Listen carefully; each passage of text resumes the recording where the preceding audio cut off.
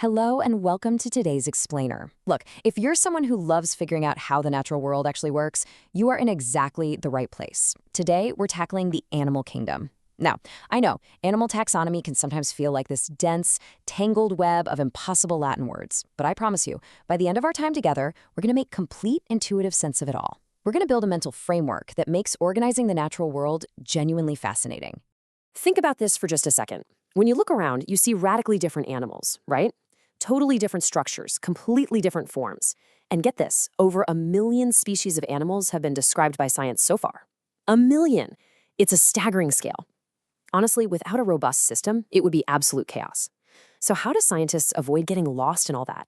How do they look at a completely new, strange creature and know exactly where it fits in the grand scheme of life? Well, here's our roadmap to figure that out. First, why classify animals? Second, the sorting toolkit. Third, simple invertebrates. Fourth, complex invertebrates. Fifth, the chordates. And sixth, the big picture.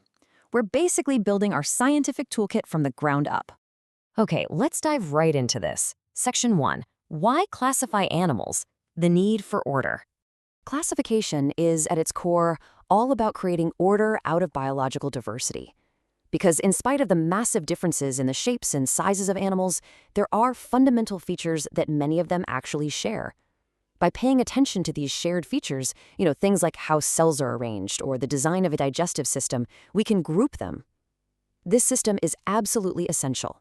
Whenever a newly described species is discovered, say in the deep ocean or a dense rainforest, classification gives us the exact logic to assign it a systematic position. It's basically our universal filing system for life. So before we look at the animals themselves, we need to understand the rules of the game. Section 2, the sorting toolkit, the rules of classification. The very first major tool in our kit is body symmetry. Imagine looking at an animal from above. If you can slice it like a round cake, where literally any plane passing through the central axis divides the organism into identical mirror image halves, that is radial symmetry. Think of a jellyfish. On the flip side, bilateral symmetry is what we have. The body can be divided into identical left and right halves in only one specific plane, right down the middle. This simple geometrical distinction is actually a massive dividing line in the animal kingdom.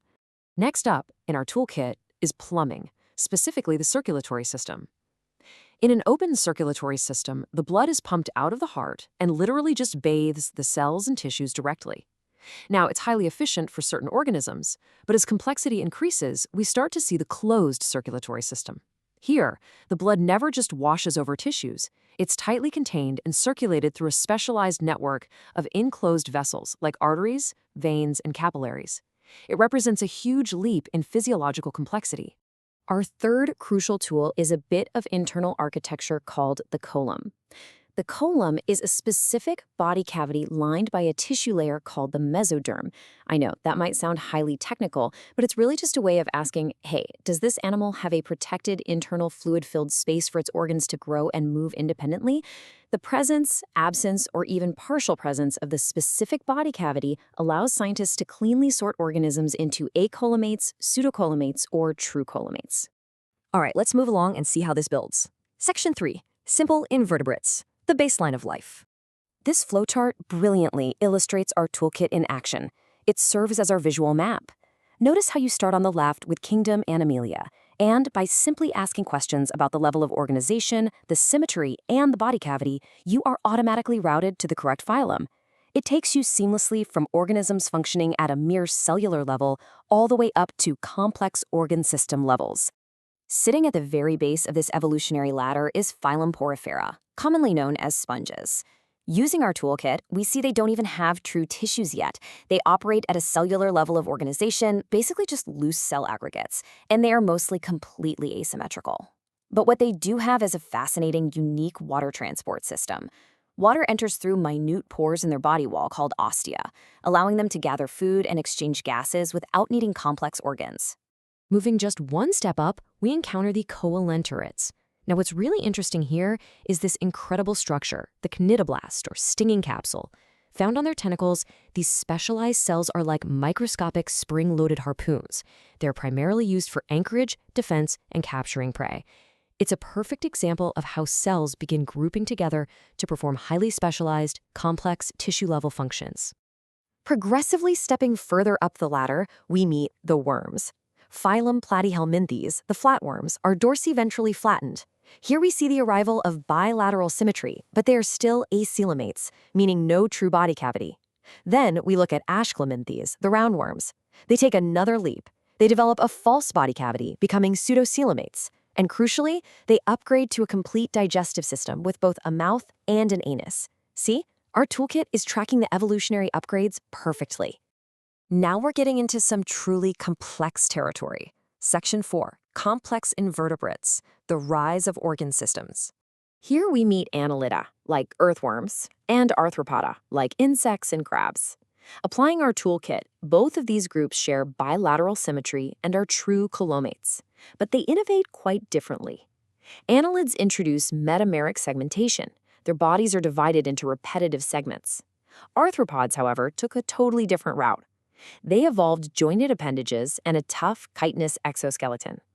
This specific combination was so incredibly successful that arthropods now constitute the largest phylum in the entire animal kingdom. Look at the sheer structural diversity on display here.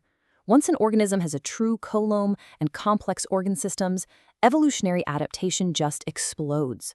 Whether they are aquatic forms swimming in the deep or terrestrial forms crawling on the ground, the underlying structural toolkit remains the same, but the visual manifestation of these complex features becomes incredibly diverse. Let's look at two more complex invertebrate phyla. Mollusks are unsegmented, usually protected by a calcareous shell, and they feed using a really cool file-like organ called a radula. Then we have echinoderms, like starfish. They have an endoskeleton of calcareous ossicles and a unique water vascular system.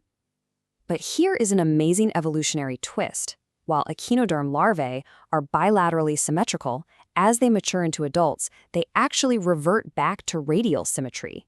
It just goes to show how flexible biological design can be. All right, time to explore our own branch of the family tree. Chapter 5, the chordates, our branch of the tree. So what exactly separates a chordate from everything we've just covered? Well, it all comes down to one single defining anatomical feature, the notochord.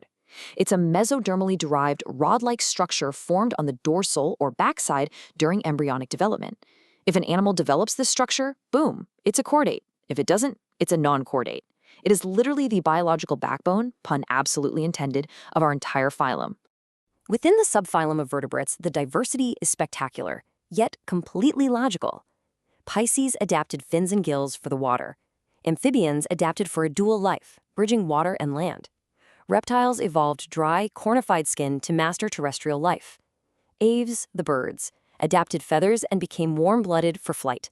And finally, Mammalia, our class, distinguished by the presence of mammary glands to nourish our young and hair on our skin. Each class represents a distinct, brilliant physiological strategy for survival. Let's bring this all to a climax. Section 6, the big picture. Bringing it all together. Take a moment to really look at this data. So the crucial point here is how perfectly our initial toolkit categorizes every single phylum.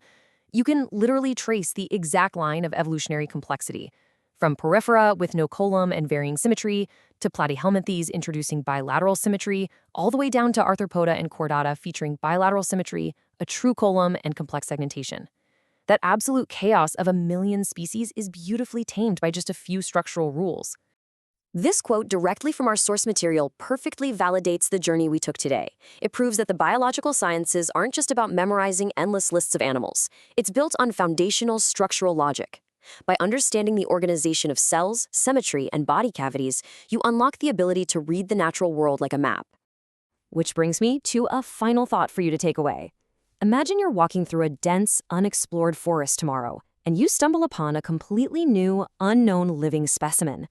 Knowing what you know now, what's the very first step you would take to classify it? Would you check its symmetry? Would you look for a coelom? You now have the scientific toolkit to begin answering that question yourself. Keep observing, keep questioning, and I'll catch you in the next explainer.